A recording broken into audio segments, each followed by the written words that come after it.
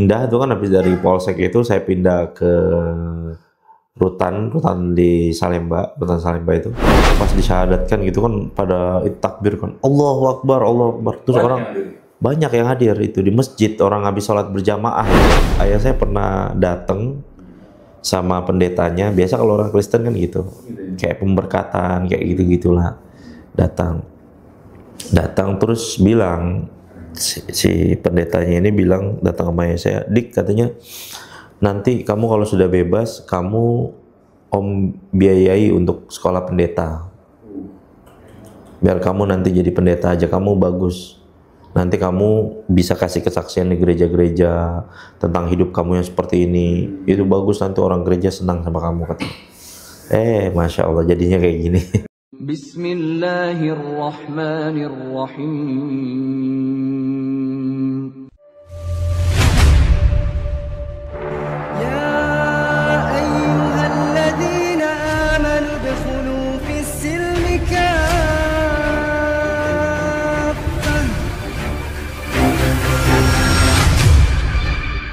Sultan Parfum, parfum para perindu surga. Nah, di sini ada 4 macam produk nih. Yang pertama, parfum dengan aroma Raudhah, Hajar Aswad, Kasturi, 2000 bunga dengan aroma-aroma yang menyesuaikan dengan suasana di Mekah ataupun Madinah. Teman-teman, sama saja dengan membantu operasional dakwahnya channel YouTube Ngaji Cerdas. Nah, luar biasa kan? Dengan harga berapa teman-teman sekalian? Cukup dengan 90 ribuan saja. Semua teman-teman bisa dapatkan hanya dengan 90 ribuan rupiah. Nah, jadi tunggu apa lagi teman-teman ya? Segera hubungi di sini nih. Nama saya asli kalau di KTP itu namanya Joshua Sweet. Pada tahun 2011 saya masuk Islam, nama saya jadi Muhammad Ali Yusuf.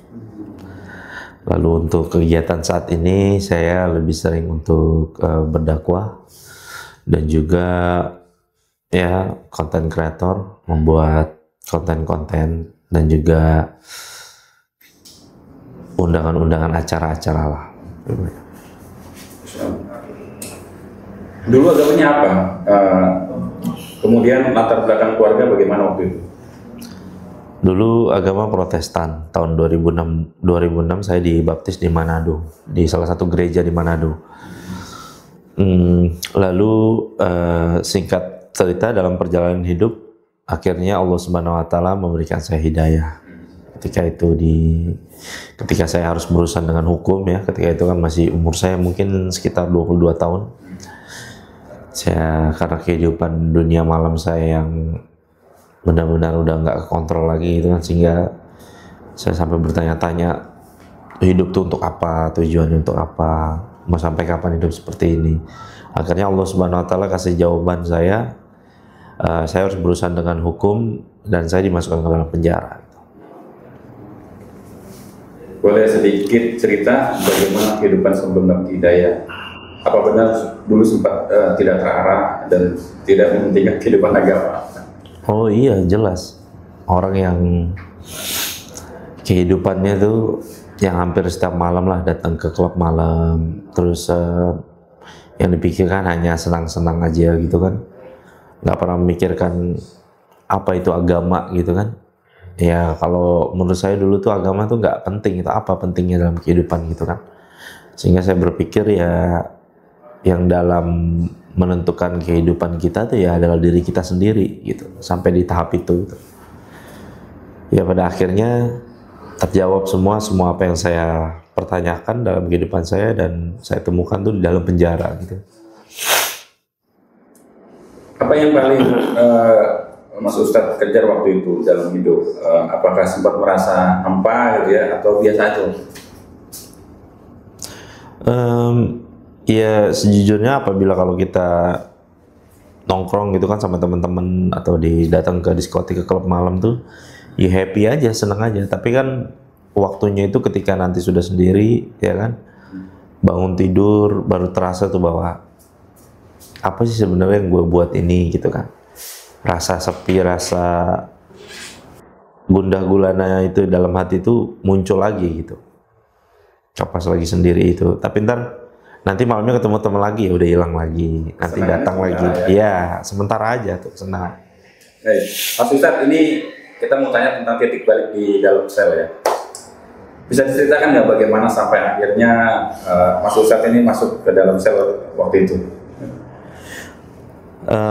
Waktu itu kan saya dari seorang pemakai gitu kan, pemakai narkoba, sehingga saya berpikir gimana caranya biar saya bisa menggunakan narkoba secara istiqomah gitu istilahnya. Ada ya gitu. Iya. Ada ya. Gimana nih biar bisa makan narkoba secara istiqomah nih? Ya akhirnya terpikir, oh karena teman-teman link udah banyak, kenapa gua nggak jualan aja gitu kan? Akhirnya jadi pengedar sampai akhirnya ya uangnya, ya uang ada hasil jualan itu, ya udah akhirnya buat party lagi, buat ke klub malam lagi, ya seperti itu aja. Udah kehidupannya dihabiskan buat seperti itu aja. Di dalam sel, apa momen pertama kali melihat Muslim ibadah hingga hati mulai tersentuh? Ketika pas saya ketangkep itu kan di daerah Jembatan Gantung, Oh iya. di daerah sana Cengkareng sana kan Jakarta Barat. Itu ketika ditangkap tuh saya tuh dalam keadaan yang sangat tenang sekali, nggak umumnya orang gitu. Umumnya orang kan kalau ditangkap kan pasti melawan, panik atau apa gitu. Saya tenang, saya sampai polisi, kamu jangan-jangan kamu residivis ya, orang yang pernah di penjara gitu kan. Kok kamu kayak santai banget di penjara? Karena saya merasa seperti ketika ditangkap, saya ada merasakan bahwa saya akan ada sesuatu yang terjadi dalam kehidupan saya gitu. Yang ternyata ya memang setelah itu saya di penjara, masuk dalam penjara itu, ya ketika itu biasa loh orang masuk penjara kan ditanya-tanyain dulu kan sama kepala kamar gitu. Biasalah dikasih verbal dulu gitu segala macem, sampai hal-hal yang intimidasi kayak gitu-gitu kan. Ya akhirnya saya lawan gitu kan. Terus akhirnya saya melihat suasana orang-orang Islam yang sholat berjamaah. Ini kurang lebih di mungkin 3 kali 4 meter lah ruangan ini. Ruangannya. Pernah kita sampai di 33 orang. 3 kali 4? Iya. Gimana itu? Itu tidurnya nyamping. Yo. Kayak orang kayak mayit di kuburan gini. Yo. Tidurnya kayak gitu. Sel sementara ya? Iya, sel sementara itu. Tidur di situ, di alas kayak aspal biasa, terus triplek gitu. Jadi makan di situ. Orang kalau sholat di situ, tidur di situ. Pokoknya di situ-situ aja. Nggak mau jadi bisa ngeliat. Betul. Jadi ketika itu saya ngeliat orang-orang Islam lagi sholat gitu. Cuma kan sholatnya saya nggak tahu tuh pada sholat pakai celana pendek, celana boxer. Karena kan nggak boleh pakai celana panjang sama sarung karena nanti takut bunuh diri kan. Peraturan dari pihak kepolisian seperti itu. Akhirnya ya udah sholat pakai celana pendek aja, pada pakai celana pendek, celana-celana di atas lutut semua tuh. Ya akhirnya saya lihat kan setiap berjamaah ada yang azan, ada yang qomat, ya kan. Lalu setelah itu ada orang, habis itu ada orang ngaji, ada orang yang belajar Quran kayak gitu. Terus malam ada yang sholat tahajud, nangis-nangis doa gitu. Kayak tersentuh aja hati saya gitu. Selain tersentuh, apa yang sangat dirasakan waktu melihat mereka sholat baca Quran? Ya, saya langsung berpikir apa jangan-jangan ini nih yang saya cari dalam hidup saya, dan sepertinya melihatnya tuh kehidupannya sejuk, tenang, damai gitu. Setelah saya menjalani kehidupan saya itu kan, apalagi saya tinggal di daerah yang Menteng Atas Manggarai itu kan yang notabene Keras ya? Keras kehidupannya dan tawuran, Ya. orang bacok-bacokan, jambret, udah pokoknya udah ada hal biasa lah kayak gitu. Dan akhirnya ngelihat yang kayak begitu tuh tersentuh gitu, sepertinya mungkin karena sholatnya dia ikhlas ya kan, karena orang lagi di penjara ya mungkin jadi dia khusyuk gitu, kayak kelihatan khusyuk gitu sholatnya. Jadi saya melihatnya tuh Masya Allah, saya bilang luar biasa lah. Apakah saat itu langsung ingin mempelajari Islam atau masih ragu-ragu? Enggak, sejak saat itu saya udah yakin. Saya ngeliat itu, ketika udah ngeliat itu saya udah langsung, saya mulai baca buku-buku panduan sholat yang warna ungu. Ya, saya baca tuh buku panduan sholat itu, saya baca-baca, terus akhirnya mulai diajak, ya udah coba kalau nih coba sholat aja, sholat. Saya ikutan sholat tuh kan. Ya kan enak kalau sholat berjamaah itu kan tinggal nyontek kan. Orang ruku ya ruku gitu kan. Ya orang sujud, sujud gitu kan. Tahiyatnya begini, cuma pas tahiyat aja bingung, ada yang tahiyat gini, ada yang gini-gini ya. Nih ikut yang mana nih? Oh, ada yang gini gitu. Sekarang ke proses masuk Islam nih, Mas Ustadz. Siapa yang pertama kali membantu Mas Ustadz mengenal Islam lebih dalam saat masih di sel? Preman, seorang preman. Preman justru? Seorang preman. Bisa diceritakan? Iya, dia udah sama itu udah 3 kali bolak-balik penjara dia. Sedikit ya. Iya, tapi dia orangnya kelihatannya kayak sepertinya di situ ya. Bicaranya tuh mungkin tulus, ikhlas, ngasih tahu bahwa Islam itu seperti apa gitu. Dari situ aja saya juga belajar bahwa iya, nggak bisa menilai orang dari ini, ternyata ketulusan dia dalam beragama tuh mungkin ya namanya manusia, kecebur lagi itu kan istilahnya, ya itu manusia lah itu. Jadi saya banyak belajar dengerin gitu, terus dia kasih tahu. Terus kan saya nanya-nanya, itu kenapa tuh orang sholat tuh begini, ada yang gini, itu kenapa, kayak gitu-gitulah. Terus tuh abis itu kan udah sholat, tuh kok ada sholat lagi apa maksudnya, kayak gitu-gitu saya tanya. Sholat sunnah qobliyah sama ba'diyah tuh saya tanya-tanya, itu maksudnya apa, gitu, kayak gitulah. Terus ada rutin kan ngajari Mas Ustadz, rutin ngajarin atau cuma sesekali aja di preman? Ya karena kan nggak ada waktu buat ngapa-ngapain, nggak kerja, nggak mikirin apa. Jadi full aja? Saya masih bujangan, ya udah full aja, saya ngomongin itu mulu gitu loh. Sama dia? Iya, punya banyak waktu, dan di situ kan ada buku-buku gitu ya, buku-buku kayak semacam, ada orang yang bawa buku-buku tentang agama, ya saya baca aja. Buku-buku kayak tentang sholat gitu, kayak apa, ya Bu, saya baca aja, karena kan punya banyak waktu saya di situ. Jadi secara tidak langsung dibimbing oleh preman tadi ya? Iya, dibimbing, dikasih tahu gitu, karena saya saat itu belum tersentuh lah sama sebenarnya role modelnya orang Islam tuh yang seperti apa gitu, sehingga tuh saya lihat orang yang itu emang kayak bener-bener ikhlas banget gitu. Si preman itu juga sholat apa sebenarnya juga? Sholat dia, ikut sholat juga deh. Kalau sholat 5 waktu, waktunya sholat, subuh bangun, tahajud bangun, kayak gitu kan. Memang ya waktunya nggak digunakan buat apa-apa ya, nggak mikirin apa, nggak nyari duit kan. Makan dikasih? Iya, makan dikasih, dianterin. Iya, jadi ya mungkin memang sayang aja kalau nggak digunain waktunya, mungkin begitu ya, sama pemikiran saya gitu. Ya udah, gunain waktu sebaik-baiknya aja gitu. Apa yang paling membuat yakin bahwa Islam adalah agama yang benar? Setelah saya pindah tuh kan, habis dari Polsek itu saya pindah ke rutan di Salemba, rutan Salemba itu. Waktu itu ada salah satu orang yang mendorong saya, kamu harus diikrarkan, disyahadatkan kalau masuk Islam, nanti diganti namanya, katanya gitu. Saya bilang, enggak, biasa aja, saya jadi orang Islam udah begini, ini udah sholat kan udah Islam saya kan gitu, saya bilang gitu. Enggak, tapi harus, sunnahnya bagus gitu. Ya udah, akhirnya saya disyahadatkan, sehingga nama saya jadi Muhammad Ali Yusuf. Waktu itu kan saya dikasih sabun, dikasih baju koko, peci gitu, kan suruh mandi dulu kan kalau masuk Islam, sunnahnya gitu katanya. Ini niat mandi, ya niat mandi masuk Islam gitu, dikasih tahu tuh niat-niatnya tuh kayak gitu. Ya akhirnya pas ketika saya lakukan, ya udah, akhirnya masuk Islam itu baru saya serasa.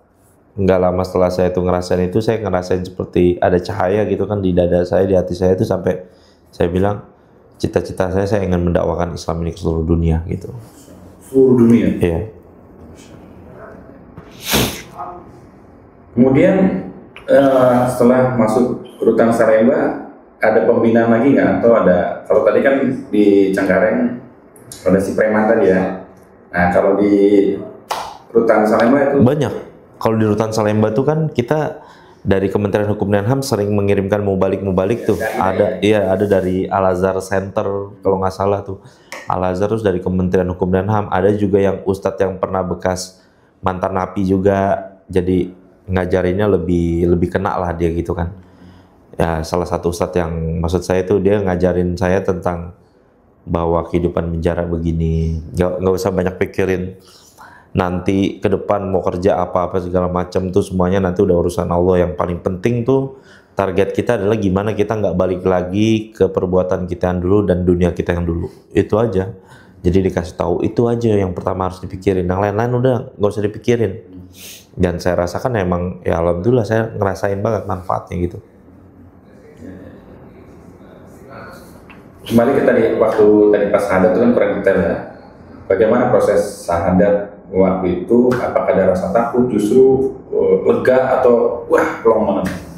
Iya, saya rasa emang lega gitu, kayak ngerasa pas disyahadatkan gitu kan, pada takbir kan, Allahu Akbar, Allahu Akbar. Terus orang banyak yang hadir itu di masjid, orang habis sholat berjamaah itu. Terus orang pada nangis gitu. Saya bilang, kok kenapa nangis ya gitu. Kayak ngerasa apa gitu kan. Terus akhirnya ya saya ngerasakan tuh tenang gitu hati saya tuh. Ternyata saya renungin, oh ini yang saya nggak pernah kerjain selama hidup di dunia gitu kan. Kayaknya saya udah begini saya lakuin. Ternyata disinilah kedamaian hidup seseorang gitu. Keluarga sempat tahu gitu? Nggak tahu, saya sembunyiin lama. Sekitar kurang lebih, setelah akhirnya orang tua saya tahu, saya nggak dihubungin kurang lebih 4 bulan. Kalau tahu gimana reaksi? Iya, kecewa lah, karena kan waktu itu ayah saya pernah datang sama pendetanya. Biasa kalau orang Kristen kan gitu, kayak pemberkatan, kayak gitu-gitulah. Datang terus bilang, si pendetanya ini bilang, datang sama ayah saya, Dik, katanya, nanti kamu kalau sudah bebas, kamu om biayai untuk sekolah pendeta. Biar kamu nanti jadi pendeta aja, kamu bagus. Nanti kamu bisa kasih kesaksian di gereja-gereja tentang hidup kamu yang seperti ini. Itu bagus, nanti orang gereja senang sama kamu, katanya. Masya Allah, jadinya kayak gini. Justru berharapnya ketika sudah di sel, jadi orang yang lebih baik, jadi pendeta gitu-gitu ya? Iya, benar. Harapannya seperti itu, jadi ya kecewa orang tua saya. Cuman ayah aja, ibu nggak kecewa kan? Ya ibu sih ingin saya aja apaan pilihan hidup saya, karena saya bilang waktu dia nangis juga ngelihat keadaan saya kan, saya sampai turun 15 kilo gitulah berat tubuh saya. Terus saya bilang nggak usah nangis, nggak usah sedih, saya bahagia sekarang, saya bilang gitu. Kan keinginan semua orang tua kan untuk anaknya kan supaya anaknya bahagia kan. Saya udah bahagia sekarang, jadi ya udah, tugas orang tua saya rasa udah selesai gitu kan. Gitu jadi. Kamu saudara-saudara yang lain biasa aja tuh? Biasa aja, ngedukung aja dia dengan pilihan hidup saya. Karena saya anak pertama juga gitu kan. Jadi saya juga senantiasa berbuat baik lah gitu, sehubungan sama adik-adik gitu. Ada yang sempat ngajak balik lagi? Banyak, beberapa ngajak. Sampai pernah saya tuh dulu kan waktu saya pernah kerja jadi taksi online, saya pernah tuh ada orang cerita, kan saya kalau nyari taksi online pakaian saya begini hari-hari kan. Pokoknya saya emang dari itu senang saya dengan sunnah Nabi, jadi pakaian saya hari-hari gini. Kalau misalnya lagi ngeliat saya lagi pakaian kayak lagi nggak kayak gini ya, berarti paling gamis saya atau pakaian sunnah saya lagi belum dicuci gitu kan. Iya, terus dia aneh gitu kan, penumpangnya itu, kok kamu namanya pakaiannya bapak begini tapi namanya Joshua. Terus saya bilang, saya seorang mualaf itu. Oh, bapak seorang mualaf gitu. Terus akhirnya dia bilang kan, Pak, saya mau tanya, kalau bapak ada perjalanan bapak ke Bandung, tapi bapak masuk tol Jagorawi, yang bapak lakukan apa?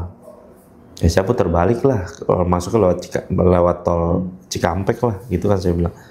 Masuk sana, tol Bandung. Nah, begitu dengan hidup bapak sekarang, bapak sedang salah arah. Ada baiknya bapak balik, katanya. Iya, bilang gitu. Oh iya Pak, saya bilang. Habis silakan bapak boleh dakwain saya. Bapak 15 menit, setengah jam perjalanan nih. Kasih saya waktu 5 menit aja, saya dakwain bapak, saya bilang gitu. Iya. Saya bilang, dia dakwain ngomong gitu. Tapi ini saya bilang, dia bilang gini, tapi ini saya jangan diaduin ini loh, ntar saya dikatain apa namanya melanggar ini pemaksaan agama ya, jangan ya, saya cuma memberitahu kewajiban saya nih, dia bilang gitu.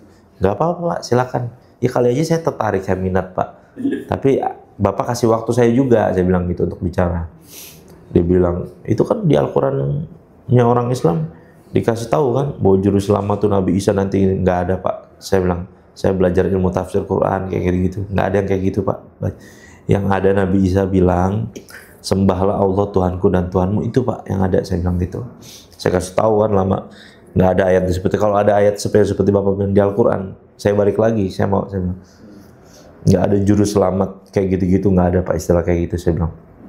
Semua pertanggungjawaban amal manusia itu semuanya di dunia itu adalah si manusia sendiri. amal baik, apabila dia melakukan amal baiknya lebih berat daripada ini, fahuwa fi isatil radiyah. Saya bilang gitu, bahwa dia akan mendapatkan kehidupan yang baik. Dia bilang kalau misalkan dia melakukan perbuatan buruk, ya dia akan mendapatkan balasan yang buruk yang setimpal dengan perbuatan dia. Dan ada pun nanti syafaat seorang Nabi Muhammad SAW. Saya bilang begitu kan. Ya akhirnya saya dakwah begitu.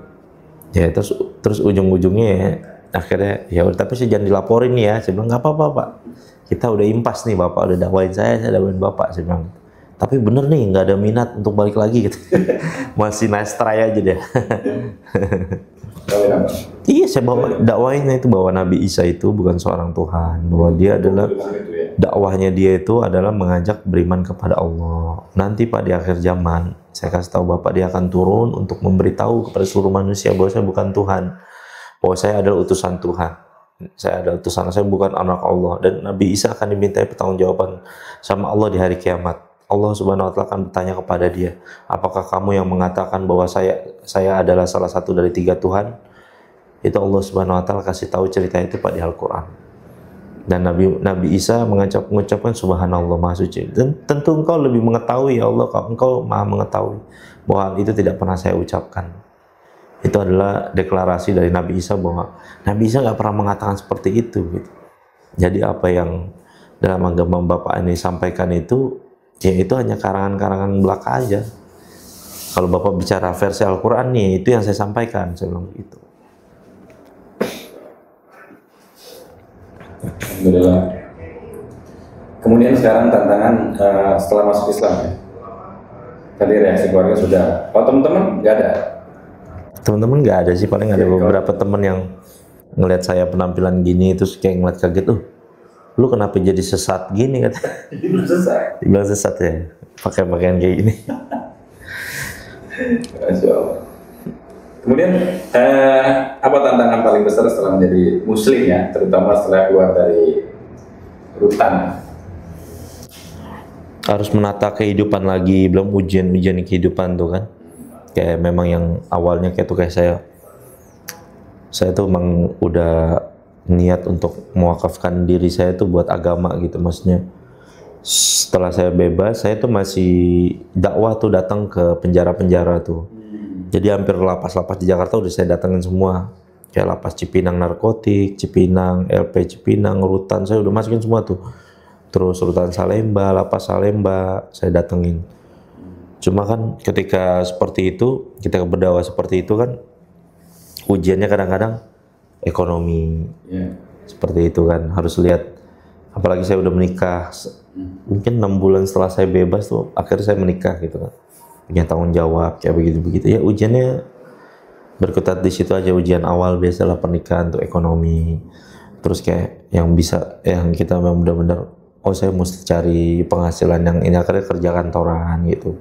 Terus dakwanya mungkin jadi lebih berkurang porsinya gitu, kayak misalkan seminggunya tadi bisa 4-5 kali, seminggu tuh jadi 2 kali, 1-2 kali aja kayak gitu.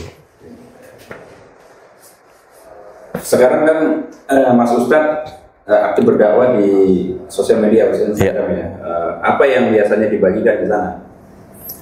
Kalau di Instagram saya lebih menyampaikan lebih ke apa ya, realita kehidupan orang, masalah-masalah kehidupan orang. Saya lebih ke concern kayak gitu, karena kan saya dulu kan di dalam penjara saya bertemu dengan ribuan orang, dan itu hulu hilir deh tuh, orang ganti-gantian kan dalam penjara. Jadi saya sering tahu problematika kehidupan seorang, dan solusinya saya cari ada di Al-Quran, di hadis, di kitab-kitabnya ulama. Jadi banyak teman-teman yang merasa, oh saya ini cocok gitu untuk tempat cerita. Karena kan kadang-kadang kalau ada ustadz-ustadz yang terlalu menjaga wibawanya banget kayak gitu, jadi malu mereka mau tanya gitu.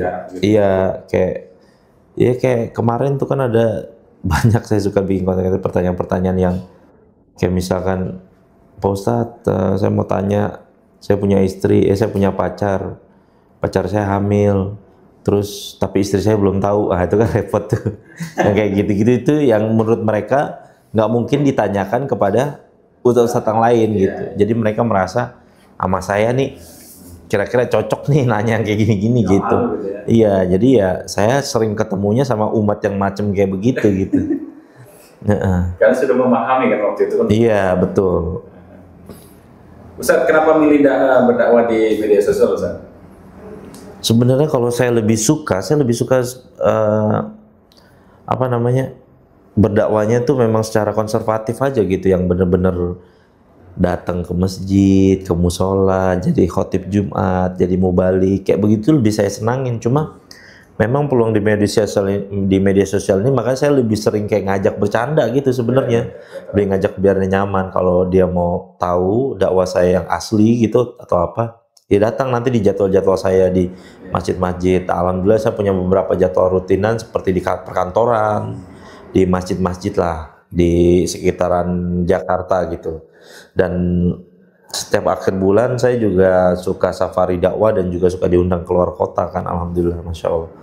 Saya jadi ada beberapa kota setiap bulan, ada di Kuningan, Cirebon, di Pemalang, Selawi, Tegal, kemarin di Tangerang, Bogor. Ya pokoknya muter-muter aja gitu, safari dakwah. Kalau mau undang Ustaz nanti hubungin Instagram atau apa nih Anda?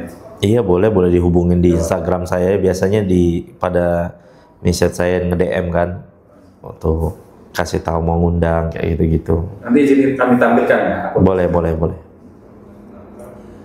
Respon netizen ya, biasanya bagaimana saat berbagi kisah atau materi dakwah di sosial media?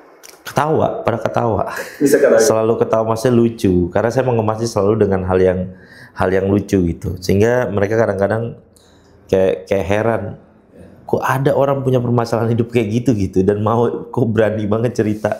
Kayak misalkan contoh yang tadi, dia punya istri, tapi dia selingkuh sama orang lain, pacaran gitu, pacarnya hamil, terus dia bilang saya harus gimana. Paling komennya orang tuh kan, lo yang berbuat, Ustadz yang suruh mikir gitu. Lo yang enak, nggak enak kan Ustadz yang suruh mikir gitu. Paling bahasa mereka seperti itu. Terus ada apa namanya, tanya jawabnya seperti apa tuh, lewat DM kemudian by phone atau? Iya, mereka tanya-tanya tentang permasalahan hidup sampai hal-hal yang basic sebenarnya dalam hal agama gitu. Itu pelajaran anak ibtidaiyah paling.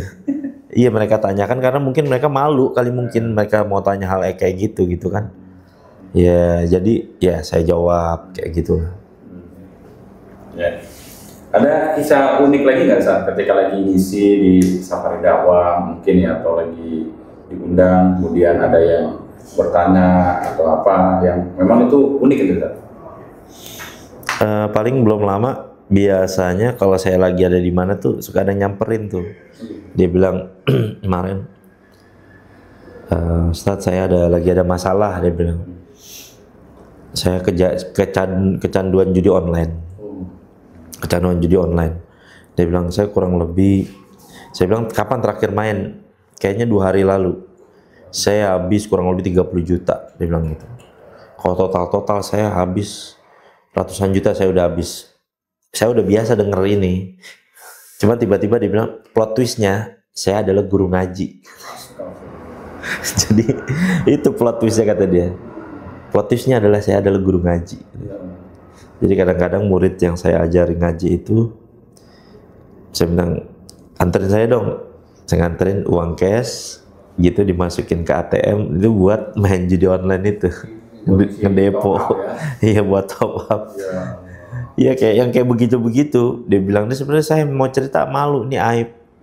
Tapi aneh bingung harus cerita sama siapa lagi. Udah akhirnya cerita kayak gitu. Banyak sebenarnya cerita-cerita yang ada yang bilang, Bang, gue kaum pelangi katanya. Terus gimana? Kalau gue tobat masih diterima nggak tobat gue? Itu kan hal dasar sebenarnya. Siapapun orang Islam juga pasti bisa jawab itu kan. Cuman dia menyampaikannya tuh berat, malu ya. Iya, makanya dia paling sering saya kan di Instagram pada nge-DM saya aja kayak gitu. Ya, insya Allah pasti saya balas-balesin lah. Kalau saya sibuk mungkin besoknya atau apa gitu kan, karena memang rada banyak, jadi akhirnya rada banyak juga yang message saya hari-hari, mungkin bisa ratusan gitu. Nanti setelah tanya teacher lebih banyak gitu. Iya benar. Ya nanya-nanya gitu loh, masalah rumah tangga lah, banyak lah Mas. Karena saya memang udah mempersiapkan tentang persoalan-persoalan kehidupan itu dalam penjara, saya udah ngelihat gitu. ini orang kayak gini modelnya, orang kayak gini. Saya cari tahu, kan saya punya banyak waktu dulu kan. Saya divonis 5 tahun di penjara. Saya cari ilmu-ilmu tentang kehidupan itu lewat di majelisnya ulama. Saya duduk kan belajar sama mereka di ilmu tafsir Quran, ilmu hadis gitu kan. Banyak Di rutan belajarnya. di rutan. Setelah dari rutan ada belajar bimbingan khusus lagi nggak ada?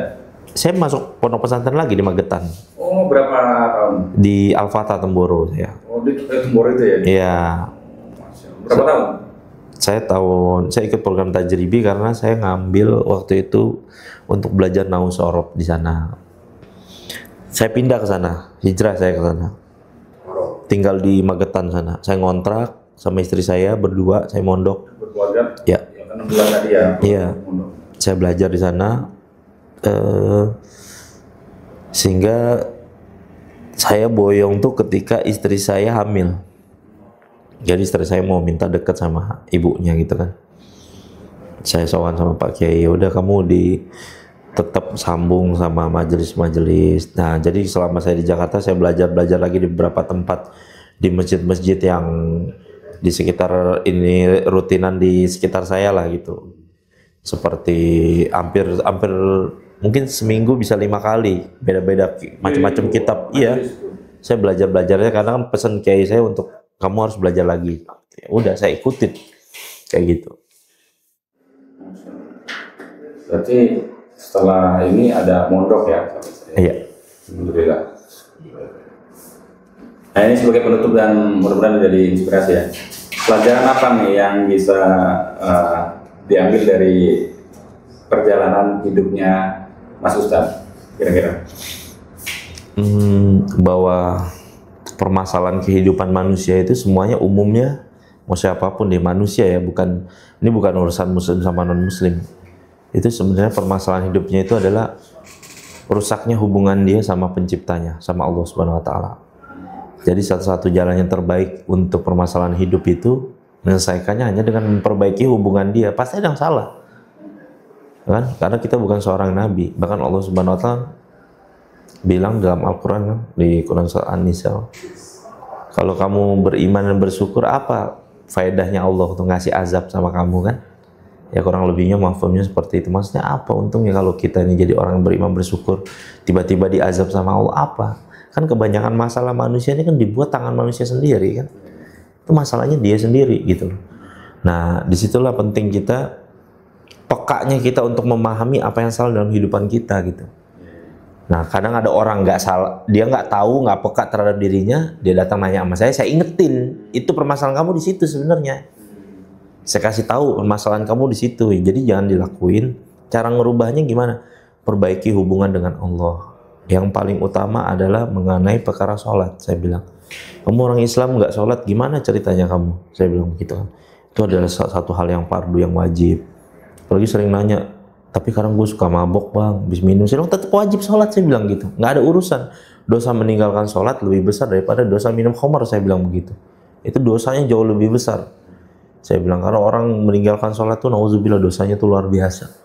Maka saya bilang, cara memperbaiki hubungan dengan Allah, yang pertama itu ya dengan memperbaiki sholatnya. Saya bilang, usahakan sholat tuh di masjid berjamaah. Saya bilang, untuk laki-laki. Karena di masjid itu rumahnya Allah, saya bilang, dan di masjid itu ada cahaya hidayahnya tuh kuat sekali gitu. Kalau kita buka-buka kitab hadis tentang mengenai perkara bab fikih, apalagi di bab sholat berjamaah, pasti ada tuh perkataannya sahabat Abdullah bin Mas'ud radhiyallahu anhu tentang sunanul huda, jalan-jalan hidayah. Dan salah satunya kata beliau, Abdullah bin Mas'ud radhiyallahu anhu itu kan, jalan-jalan hidayah itu adalah melangkahkan kaki ke masjid. Jadi sholat di tempat azan dikumandangkan secara berjamaah. Nah, itu banyak orang Islam nggak dapat ketenangan, kedamaian dalam kehidupannya karena hidupnya jauh dari masjid. Untuk memperbaiki hubungan dengan Allah, ya datang ke masjid lah gitu. Perbaiki hubungan dengan Allah, nangis, doa, minta sama Allah. Nanti Allah, dan sabar setelah itu. Jangan mau cepet-cepet instan aja gitu. Kayak bikin mie instan, kasih air panas, tunggu 3 menit, nggak bisa. Mesti ada, tunggu dulu prosesnya gitu kan. Sabar. Seperti itu. Taqarrub ilallah ya. Betul, taqarrub ilallah. Apa pesan-pesan untuk teman-teman di luar sana yang mungkin masih merasa kosong atau belum menemukan ketenangan dalam hidup? Fafirullah, larilah kamu kepada Allah, kembali kepada Allah. Nggak ada jalan lain kecuali kembali kepada Allah kalau kamu ingin hidup kamu tuh bahagia dunia akhirat. Ketenangan, kedamaian hanya dengan mengingat Allah. Bahwa hanya dengan memperbaiki hubungan dengan Allah, seluruh permasalahan kehidupan kita, semua pertanyaan-pertanyaan dan kegunaan dalam hidup kita akan dijawab oleh Allah Subhanahu wa taala. Jadi nggak ada jalan lain. Apapun otak kita yang kita andalkan ini, kita merasa saya ini orang yang profesional, saya orang yang pengalaman, semuanya itu nol besar di sisi Allah Subhanahu wa taala. Hanya dengan datang merendahkan diri kepada Allah, maka seluruh kehidupan kita nanti akan dalam pantauan dan juga dalam pengaturan Allah Subhanahu wa taala. Dulu sempat pakai nih. Nah, jenis apa saya nggak tahu nih ya. Nah, ada pesan-pesan nggak? Barangkali yang nonton nih ada yang pakai juga nih, Mas Ustadz. Ya, bahwa kesenangan itu kesenangan yang menipu aja. Dia kan sifatnya seperti dunia deh. Mataul gurur gitu, bahwa kesenangan yang menipu. Enak nih ketika sedang menggunakan, pakai sugestinya. Nanti setelah udah selesai, duit habis. Kesehatan juga menurun. Terus juga pikiran jadi pusing, gimana caranya biar mau pakai lagi uang. Akhirnya kadang-kadang suka menghalalkan segala cara. Jadi buruknya nggak ada dapat kebaikannya. Maksiat kepada Allah tuh nggak ada kebaikannya sama sekali. Sedangkan mendekatkan diri kepada Allah, sholat gratis, membawa kedamaian, kan? Bisa memperbaiki kehidupan kita, kata ulama kan. Barang siapa memperbaiki sholatnya, maka Allah Subhanahu wa taala akan perbaiki kehidupannya. Jadi teman-teman ya tetap berjuang dengan cara mendekatkan diri kepada Allah. Silakan teman-teman mau, saya direhab bisa kok segala macam. Tapi tanpa hidayah dari Allah Subhanahu wa taala itu nol besar, nggak akan pernah bisa kehidupan seorang itu berubah. Semuanya karena Allah. Harapan ke depan, baik untuk dakwahnya Mas Ustadz ke depan, kemudian keluarga mungkin yang masih juga beda keyakinan. Kemudian harapan bagi kami umat Islam seluruh Indonesia. Ya, harapannya supaya semua manusia ini punya hubungan yang baik sama Allah. Kalau punya hubungan yang baik sama Allah, ya kan, semua kehidupannya akan berjalan kan. Yang bahkan dari hal secara pribadi, dalam keluarga, berumah tangga, dalam sosial masyarakat, bahkan skup besar seperti dalam kota dan negara. Apabila semuanya beriman dan bertakwa kepada Allah, maka Allah Subhanahu wa taala akan berikan kehidupan yang hayatan thayyibah, ya, kehidupan hayatan thayyibah, kehidupan yang baik, ya, kehidupan yang penuh dengan keberkahan, ya, yang benar-benar tuh hidup ya damai aja lah, tenang gitu, jauh daripada kerusuhan gitu, daripada keributan yang bisa menimbulkan banyak keburukan dalam hidup, mencela sana sini gitu kan. Ya kan, karena Islam ini kan dihadirkan oleh Allah Subhanahu wa taala, dibawa oleh para nabi untuk membawa kedamaian pada umat manusia. Ya, kenapa jadi orang Islam kok hidupnya seperti rusuh gitu, seperti nggak ada kedamaian? Ya, berarti ada yang salah dengan Islam yang dia jalanin gitu. Barakallah Mas Ustadz, semoga menjadi jalan hidayah, kemudian menjadi kebaikan bagi banyak orang. Amin. Barakallah. Bismillahirrahmanirrahim. Assalamualaikum warahmatullahi wabarakatuh. Ya, kembali lagi ya teman-teman sekalian yang dirahmati oleh Allah Subhanahu wa taala. Bersama dengan saya Hendriko Santoso selaku narasumber di Ngaji Cerdas, mencerdaskan umat. Nah, teman-teman, di sini ada produk bagus nih. Namanya Sultan Parfum. Parfum para perindu surga. Nah, di sini ada 4 macam produk nih. Yang pertama, parfum dengan aroma Raudhah. Parfum dengan aroma Hajar Aswad, parfum dengan aroma kasturi, dan yang keempat adalah parfum aroma 2000 bunga. Nah, kalau teman-teman sekalian sedang umroh, lalu pulang ke tanah air dan rindu dengan suasana di Masjidil Haram maupun di Masjidil Nabawi atau di Mekah dan Madinah, teman-teman bisa beli nih Sultan Parfum dengan aroma-aroma yang menyesuaikan dengan suasana di Mekah ataupun Madinah.